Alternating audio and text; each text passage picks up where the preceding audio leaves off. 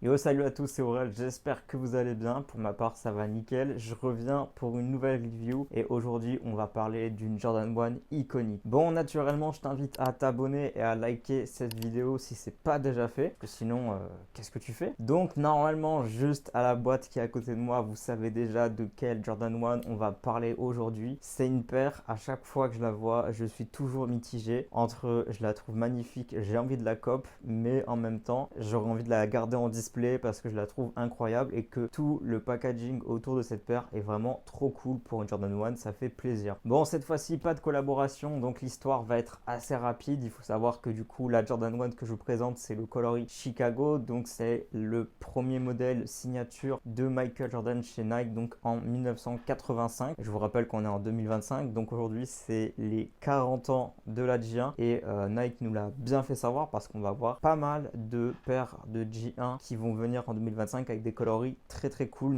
notamment la UNC que j'adore et que je vais essayer de cliquer. Bon, pour revenir à cette Jordan 1 Lost and Found, il faut savoir que la dernière fois que Nike nous a sorti un coloris Chicago, c'était en 2015. Et donc cette magnifique Jordan Lost and Found est sortie le 19 novembre 2022 au prix retail de 180 euros, donc ce qui est un retail classique. Alors faut savoir c'est qu'elle était sortie dans toutes les tailles et ça fait plaisir. Il y avait 500 000 paires mondes, donc ce qui est quand même un très grand stock. Mais bon, vu que c'est un coloris Chicago, vous en doutez, les gens se sont rués dessus. Et le 11 janvier 2024, on a eu le droit à un petit restock sur SNKRS et ça fait plaisir. Donc voilà, c'était très rapidement la présentation de la Lost and Found, du prix, des dates, tout ça, tout ça. Maintenant, on va parler concrètement de ce qui nous intéresse le plus.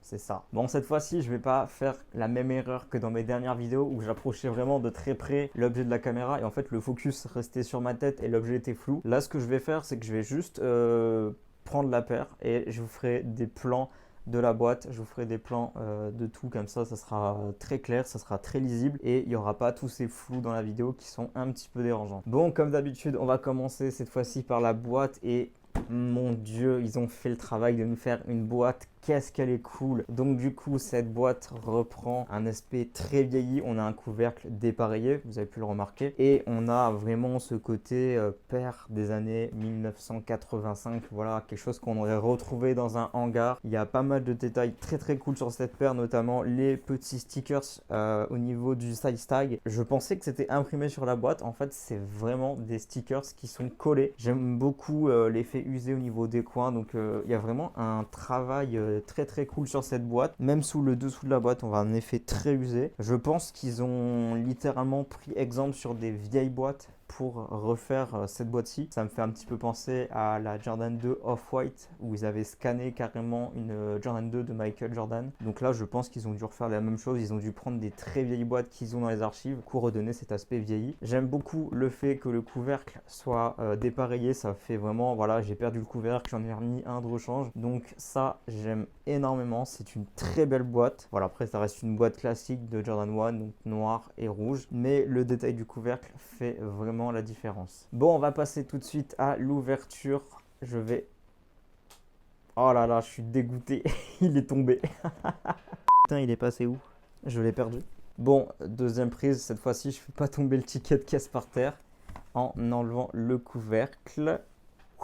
Waouh! Donc, quand on ouvre la boîte, cette fois-ci, je vais le tenir. On tombe sur une facture à l'ancienne qui est très cool. Mais alors, par contre, j'avais pensé, je sais pas pourquoi, que c'était beaucoup plus épais. Là, on dirait vraiment que c'est toi qui l'as imprimé sur une feuille et j'aurais aimé que ça soit recto verso, enfin aussi jauni derrière. Bon, après voilà, c'est un petit détail, ça fait plaisir. Personnellement, moi si j'avais la paire, ça je l'aurais encadré direct pour le mettre en display. Je trouve ça très cool. Petite attention qui fait vraiment penser voilà aux paires dans les années 80. On avait vraiment ce genre de ticket de caisse avec comme quoi la paire a été payée. Bon, ensuite on va passer à ce papier. Du coup, c'est vraiment que des vieilles pubs de Nike. Je pense que c'est des pubs authentiques, mais c'est très très cool. Voilà, papier très très sympa. Une fois qu'on enlève ce papier, hop, encore un autre papier. Et cette fois-ci, waouh, qu'elle est magnifique.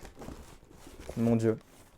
Je vais avoir envie de l'acheter, hein. Je sors les deux pieds, comme ça il y aura celui-là avec moi et l'autre pied en exposition. Donc voilà, j'ai sorti la paire de sa boîte. Première fois que j'en ai une en main, très très cool. J'aime beaucoup. Je donne vraiment mon ressenti à chaud. Après, je vais venir point par point sur ce qui est très cool sur cette paire. J'aime beaucoup l'effet vintage qu'ils ont réussi à donner à cette paire, même si je pense qu'ils auraient pu pousser le vintage encore plus loin avec des semelles encore plus jaunies, comme ils ont fait sur la languette. On a une languette qui est plutôt jaune, qui est pas blanc, qui est plutôt jaune. Je pense que sur la midsole, ils auraient pu faire pareil, faire vraiment une midsole jaunie. Mais bon, ça, je pense que c'est vraiment que mon avis personnel. Donc, magnifique Jordan 1 Chicago Lost and Found, forcément coloris mythique. Donc là, on est sur une paire incroyable. Je ne sais pas du tout la cote actuellement, à combien elle est pour cette paire, mais je pense qu'on doit être aux alentours des 300, 350, je pense. Qui reste pour un coloris Chicago quand même abordable, même si je sais que ça reste très cher. Donc, comme d'habitude, vous savez, j'adore commencer par la semelle. Donc, on commence avec cette midsole, comme je vous ai dit, un petit peu blanc cassé, mais vraiment très léger. C'est vraiment pas blanc, c'est vraiment pas crème, c'est vraiment un entre-deux. Et la partie vraiment très intéressante, donc je vous ferai des plans, c'est vraiment la outsole qui est du coup un peu blanchie, donc entièrement rouge avec des, je pourrais pas dire, ouais, des taches blanches, voilà, comme si elle avait été un petit peu décolorée par le temps. Ça, c'est un détail que j'aime énormément. Pour moi, c'est un détail de collectionneur, ça, c'est un truc, c'est pas forcément utile, mais je trouve ça très très cool de l'avoir fait. Donc voilà, c'est une sole vraiment très classique, effet vieilli.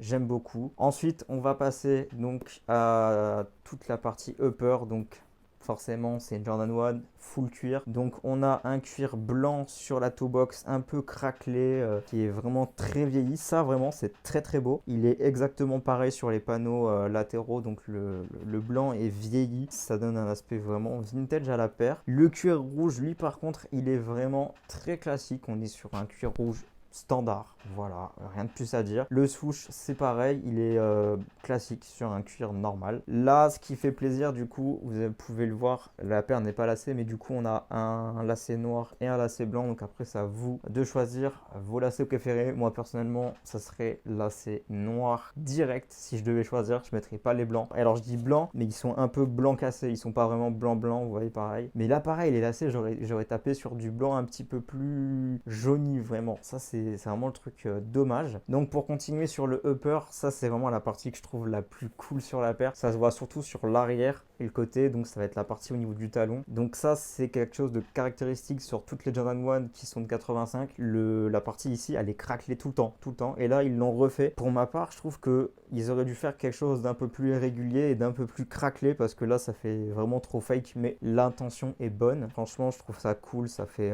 vraiment le détail très très vieux. On va avoir un petit logo Wings du coup sur le côté de la paire ici, très discret, très petit. J'ai l'impression qu'il est plus petit que sur les Jordan 1 classiques, mais bon, là j'en ai pas une sous la main pour vous faire une comparaison, donc je pourrais pas vous dire. Bon voilà, là la partie là vraiment cool, c'est cette languette qui est vraiment bien épaisse pour le coup. Là ça fait plaisir, on a une languette très très épaisse. On va avoir du coup une languette jaunie et qui est là à mon goût assez jaunie, qui est très très cool. On va retrouver la petite étiquette Nike Air, donc du coup rouge et blanche, et ouais, elle est un petit peu jaunie aussi, c'est pareil, ils ont vraiment poussé le détail. Alors après voilà, j'enlève tous les lacets, tout ce qui est à l'intérieur. Par contre, c'est du classique. On est sur une insole blanche avec juste un petit Nike Air. J'aurais aimé un petit truc un peu particulier, un peu comme sur le papier, peut-être des pubs ou quelque chose comme ça. Mais bon, après voilà, c'est l'intérieur de la paire. C'est une insole, c'est pas non plus super important. Le plus important, c'est que l'aspect général de cette paire est très très cool, très réussi. Je trouve que là, ils ont vraiment fait le taf. Je sais qu'il y a la version UNC qui va sortir cette année. J'espère que la version UNC sera aussi réussie que la version Chicago. Bon, c'est une paire qui est sortie il y a un petit moment, mais j'avais quand même envie de vous la présenter parce que c'est quand même une paire iconique. C'est quand même une Jordan 1 Chicago et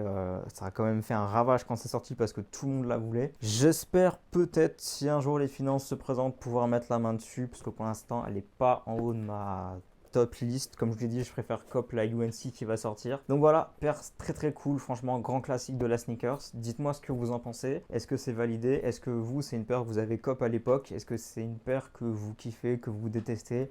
Est-ce que la G1 pour vous est morte, ou est-ce que justement la G1 va revenir en 2025, que les gens vont se remettre à porter des G1? Dites-moi ça en commentaire, on en discute et toujours je vous réponds et je vous lis. Peut-être l'inverse, je vous lis et après je vous réponds. Bref, si la vidéo vous a plu, je vous invite à vous abonner. Je sais, je force là-dessus, mais c'est vraiment important. Je remercie toujours mon pote Mathieu du shop Buy20 à Périgueux pour m'avoir prêté cette petite paire. Sur ce, on se retrouve très bientôt. Passez une excellente journée. C'était Aurel.